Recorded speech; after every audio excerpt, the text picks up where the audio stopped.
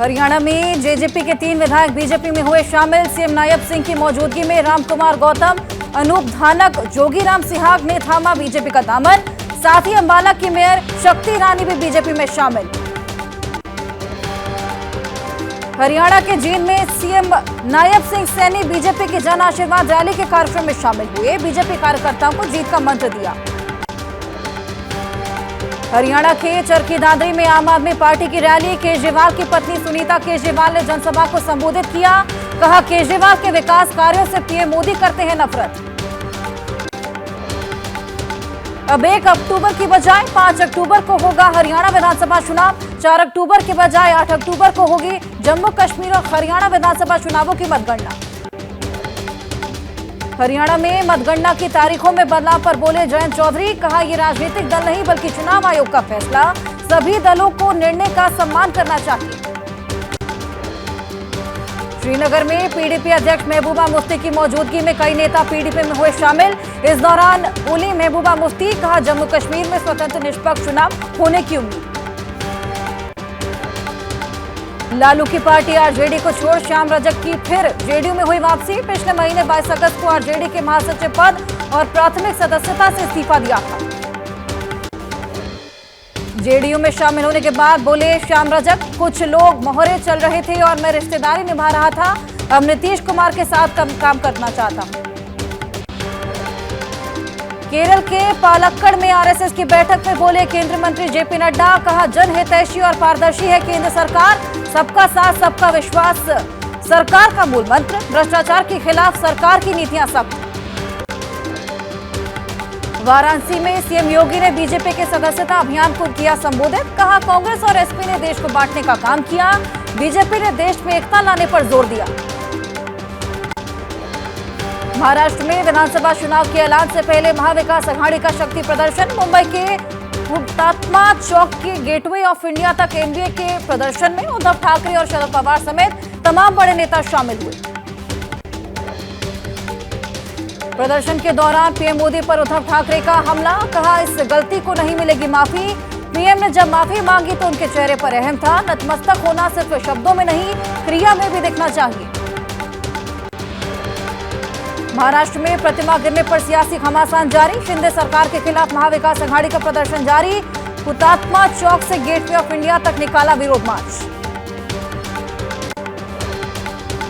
MVA के प्रदर्शन के खिलाफ बीजेपी ने खोला मोर्चा। सिंधुदुर्ग में छत्रपति शिवाजी महाराज की प्रतिमा गिरने के मामले पर हो रही राजनीति के विरोध में बीजेपी नेताओं ने एमवीए के खिलाफ प्रदर्शन किया। महाविकास अघाड़ी के प्रदर्शन के जवाब में महाराष्ट्र के अलग अलग हिस्सों में बीजेपी का मोर्चा। नेताओं ने कहा, जब प्रधानमंत्री ने खुद छत्रपति शिवाजी महाराज की प्रतिमा ढहने के मामले में माफी मांगी तो फिर विपक्ष क्यों कर रहा सियासत।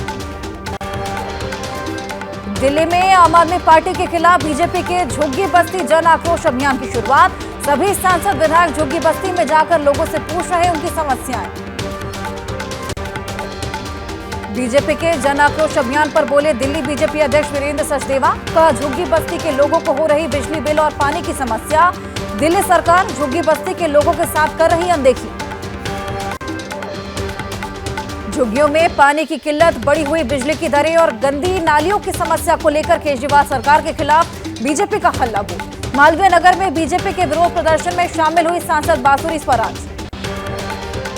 जन आक्रोश अभियान के दौरान बांसुरी स्वराज ने कहा, 1 दशक तक सरकार में रहने के बाद भी केजरीवाल सरकार ने दिल्ली वासियों के लिए नहीं किया कोई काम। केजरीवाल ने जनता से किया सिर्फ झूठे वादे।